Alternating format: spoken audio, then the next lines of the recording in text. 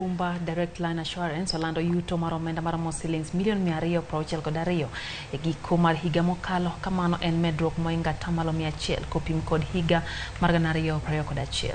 Kambino wacho ne ohala mag uso okumba ne odongore kod atamalo 21 nyaka shiling bilion 4.2. Kamano ni malo moingo uso mag kembe moko mag chiwo okumba mane uso mekgi omedore kod atamalo 11 e thuolo makamano. Jatije ma Directline Evans Nyanka nowacho ni yuto margi maberno okel kod tudruok motegno kod ohelni magitiyogo e uso kuma magisebet ka gichiwo ahinya ne weg nyamburko.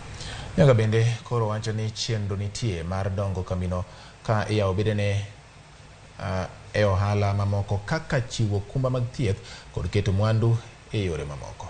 Intermediaries, of course, our staff cannot be left behind.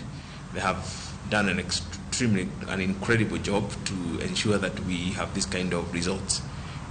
And I think that the strategy that we launched in 2021 will continue to help us as a company to continue to grow the business. We launched a diversification strategy in the year 2021, which we call Beyond Motor. As you would remember, Directline has been predominantly motor as a business, as an underwriter, but in the year 2021, we received our full license to underwrite all other classes of business, which we have continued to see some growth, but we are going to be even more aggressive moving forward to make sure that we grow all the other lines of business in order to de-risk the portfolio that we sit with as Directline.